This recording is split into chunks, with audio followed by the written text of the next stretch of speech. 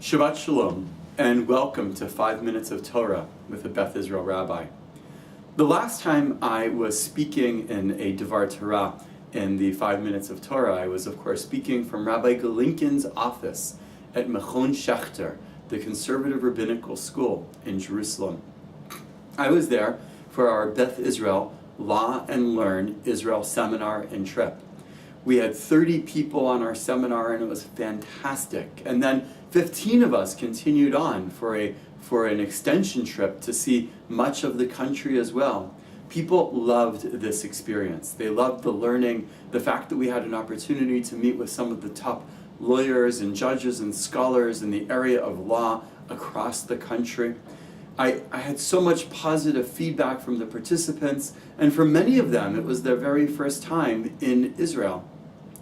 One of the things that people loved about Israel as well was, of course, not only the study and the opportunity to experience and to see an incredible, beautiful, modern country, but also they loved the food. We had a lot of positive feedback about how much people loved the food of Israel.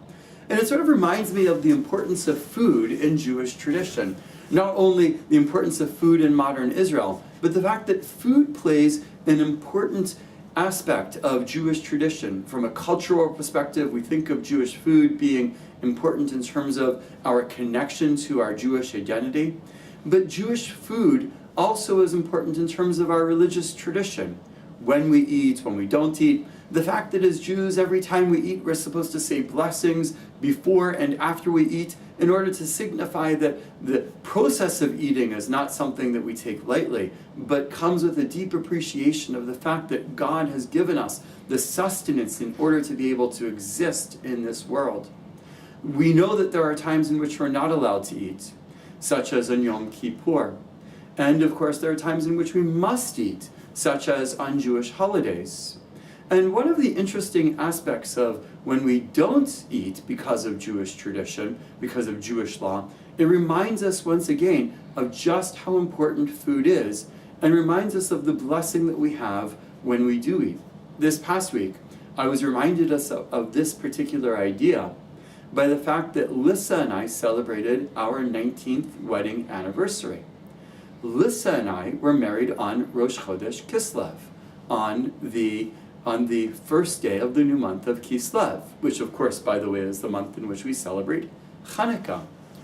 According to Jewish tradition, there is a minhag, there's a custom of fasting on the day of one's wedding until the point in which you drink the wine of the first blessing of the wedding under the chuppah. And that's supposed to be the first thing that you taste during your one's wedding day. Actually, because a wedding is like a mini Yom Kippur. On the other hand, there's a Jewish law that says you're not allowed to fast on a Rosh Chodesh, on the first day of a new month. And so we weren't allowed to participate in that particular fast. And so I still feel as though Lissa and I missed out on one little aspect of Jewish tradition by the fact that we weren't allowed to fast because it was Rosh Chodesh. We missed out on the fact that when we were married, the very first thing that we tasted that day was the sweetness of the wine underneath the chuppah. I love Judaism because it has so much to teach us. I love Judaism because of our connection to Israel. And the truth is I love eating. So I love talking about food and Judaism combined. I want to remind everyone that, firstly, a week from this coming Shabbat, on the Shabbat of the 10th, we are going to have two of our participants from our Israel trip speak about their experience on the Law and Learn seminar in Israel. Whether if you're a lawyer or not a lawyer, I highly encourage you to come.